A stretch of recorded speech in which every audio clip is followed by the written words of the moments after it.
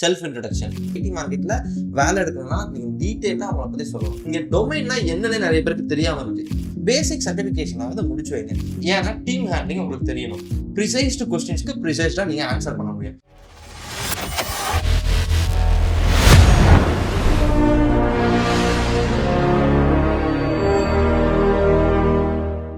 Hello all, நான் உங்க ஹரி, குரு டெக்ல இருந்து.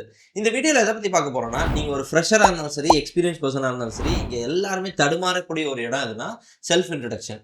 நான் இந்த வீடியோல நான் இன்ன வரைக்கும் 8 இயர்ஸ்ல எப்படிலாம் செல்ஃப் இன்ட்ரடக்ஷன் நிறைய இன்டர்வியூஸ்ல கொடுத்தேன், என்கிட்ட வந்தவங்கள எப்படிலாம் தப்பா பண்ணாங்க, அதை எப்படி சரி பண்ணலான்றத பத்தி தான் டீடைல்டு ஓவர்வியூ சொல்ல போறேன். சிம்பிள். நீங்க ஒரு ப்ராடக்டா கன்சிடர் பண்ணிக்கோங்க.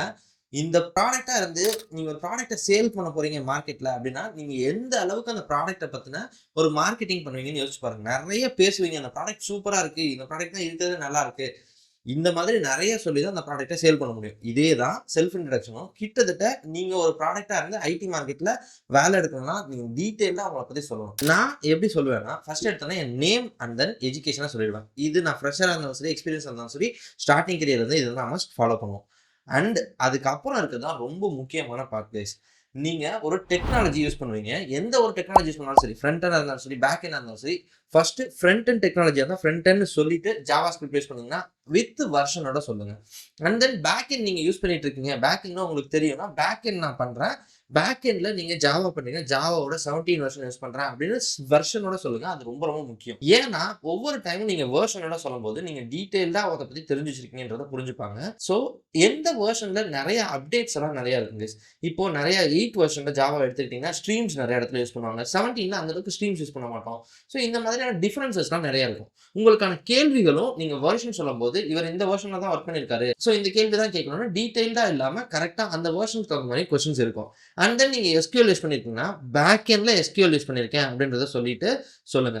இதே நீங்க AWS யூஸ் பண்ணிருக்கீங்கன்னா இன்னர் பேக் எண்ட்ல நான் AWS யூஸ் பண்ணிருக்கேன்றத சொல்லுங்க. அதோட நிறுத்திடாதீங்க. நிறைய பேர் அப்படிதான் பண்றாங்க. உங்களோட டெக்னாலஜி டீடைல்ஸ் மட்டும் இல்லாம நீங்க வேற ஏதாவது ஒரு மானிட்டரிங் டூல் யூஸ் பண்ணியிருந்தீங்கன்னா, மானிட்டரிங் டூல்ல இந்த மாதிரி நான் டைனட்ரைஸ் யூஸ் பண்ணேன், நான் SQLக்கு ரெட்கேட் யூஸ் பண்ணேன், அதே மாதிரி நான் வந்துட்டு கெய்ரெட் யூஸ் பண்ணியிருக்கேன், நான் வந்து கெய்ரெட் எதுக்கு யூஸ் பண்ணேன்னா கோட் ரிவ்யூக்கு நான் யூஸ் பண்ணேன். அண்ட் தென் நீங்க அஷூர் டெவாப்ஸ் போர்டுன்னு ஒன்று இருக்கு, நீங்க இந்த ஸ்பிரிண்ட் எல்லாம் பிரிச்சு யூஸ் பண்ணுவாங்க, அந்த மாதிரி அஷூர் டெவாப்ஸ் போர்டு யூஸ் பண்ணியிருக்கேன். நிறைய விஷயங்களை கிட் யூஸ் பண்ணியிருக்கேன், கிட் யூஸ் பண்ணியிருக்கேன், கிட்ல நான் வந்து பேசிக்கா நான் வந்து ஒரு புல் ரெக்வஸ்ட் ரைஸ் பண்ணுவேன் அப்படின்னு நீங்க ஃப்ரெஷரா இருந்தீங்க, அதெல்லாம் தெரிஞ்சிச்சுன்னா சொல்லுங்க. இல்ல நீங்க டெக்னாலஜி ஸ்டாக் கூட நிறுத்திடுங்க. அதுக்கப்புறம் நீங்க எக்ஸ்பீரியன்ஸ் பர்சனா இருந்தீங்கன்னா உங்களுக்கு இந்த மாதிரி டீடைல்டு வியூ கொடுங்க. அப்பதான் நீங்க எங்கெல்லாம் ஒர்க் பண்ணிருக்கீங்கன்றது தெரியும். அது மட்டும் இல்லாம இந்த டெக்னாலஜி வைஸ்ல சொல்லிட்டு நிறுத்திடாம நீங்க ப்ராஜெக்ட் வைஸ்ல வரும்போது உங்க ப்ராஜெக்ட்ல இது எங்கெங்கெல்லாம் கம்யூனிகேட் பண்றீங்க, இந்த டெக்னாலஜிஸை யூஸ் பண்றீங்கன்றத டீடைலா சொல்லுங்க. நம்ம பண்ற பெரிய மிஸ்டேக் என்னன்னா, நம்ம ப்ராஜெக்டையும் நம்ம டெக்னாலஜிஸையும் ஒன்னா சேர்த்து சொல்றதே இல்ல. ப்ராஜெக்ட் ஒரு பக்கமா சொல்றோம், டெக்னாலஜி ஒரு பக்கமா சொல்றோம்.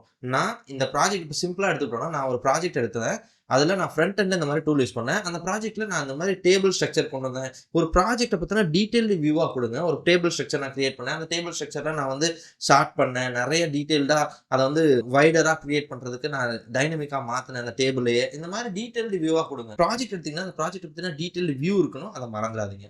அண்ட் தென் நம்ம ரொம்ப முக்கியமான பார்ட்டா எதை நினைக்கிறோம்னா, SQL ஓரியன்டட் சைடை நம்ம கவர் பண்றதே இல்லை. SQLல நிறைய கொஸ்டின்ஸ் அவங்கள்ட்ட ரைஸ் பண்ணுவாங்க. அதுக்கான ப்ரிப்பரேஷன்ஸை SQL பேஸ்டு உங்க ப்ராஜெக்ட் ப்ரிப்பரேஷனை நல்லா பண்ணி வச்சுக்கோங்க. அண்ட் ரொம்ப முக்கியமான பார்ட்டே டொமைன் தான். இங்க டொமைன்னா என்னன்னு நிறைய பேருக்கு தெரியாம இருக்கு.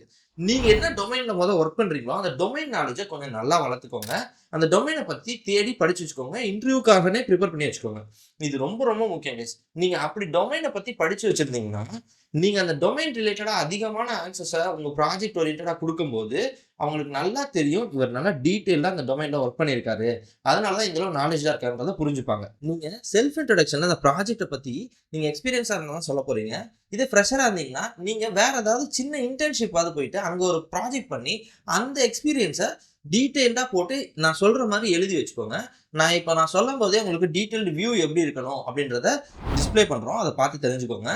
இந்த மாதிரி தான் நீங்க சொல்லணும். நெக்ஸ்ட் போகும்போது எப்படி சொல்லணும்னா, நெக்ஸ்ட் அடுத்த பார்ட்டா நீங்க ப்ராஜெக்ட் பத்தி நான் முடிச்சுட்டேன். நெக்ஸ்ட் நான் என்ன சொல்லணும் ஹரின்னு கேட்டீங்கன்னா, ப்ராஜெக்ட்ட முடிக்கும்போது நீங்க கடைசியா யூஸ் பண்ண டெக்னாலஜி என்னவோ அதோட முடிங்க. நெறைய பேர் என்ன பண்றாங்கன்னா, அந்த கடைசியா யூஸ் பண்ண டெக்னாலஜி விட்டுட்டு சம்மந்தமே இல்லாம அந்த ப்ராஜெக்ட்ல வேற ஏதாவது யூஸ் பண்ணியிருக்காங்க.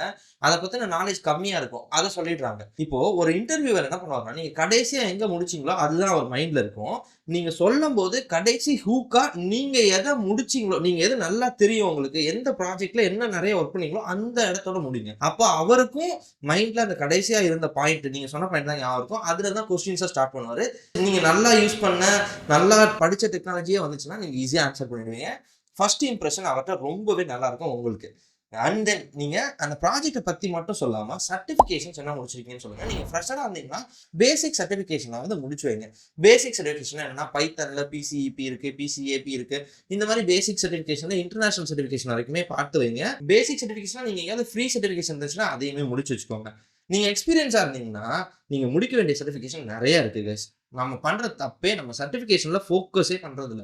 சர்டிஃபிகேஷன்றது எந்த அளவுக்கு முக்கியம்னா, நாம சர்டிஃபைட் பெர்சனா இருந்தா ஈஸியா நம்மள ஹையர் பண்ணிக்கிறதுக்கு இங்க நெறைய பிக்கஸ்ட் கம்பெனிஸ் ரெடியா இருக்காங்க.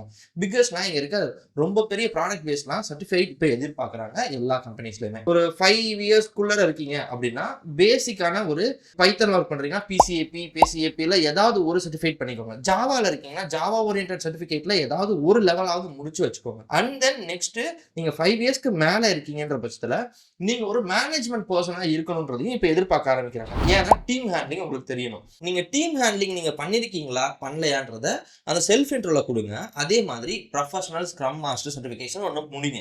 அது ரொம்ப ரொம்ப முக்கியமா இருக்கு. நீங்க இல்ல நான் 10 இயர்ஸ் அபோவ் இருக்கேன்னா, அட்லீஸ்ட் நீங்க பிஎஸ்எம் முடிச்சு வைங்க. பிஎஸ்எம்ல ஒரு செகண்ட் லெவல் வரைக்கும் முடிச்சு வைங்க. அப்படி இல்ல நான் ப்ராஜெக்ட் மேனேஜ்மென்ட் ஓரியன்டா போறேன்னா, ப்ரொஃபஷனல் ஸ்க்ரம் மாஸ்டரை வச்சு மட்டுமே பண்ண முடியாது. அடுத்தடுத்த சர்டிஃபிகேஷன்ஸை ப்ராஜெக்ட் ஓரியன்டா முடிச்சு வச்சுக்கோங்க.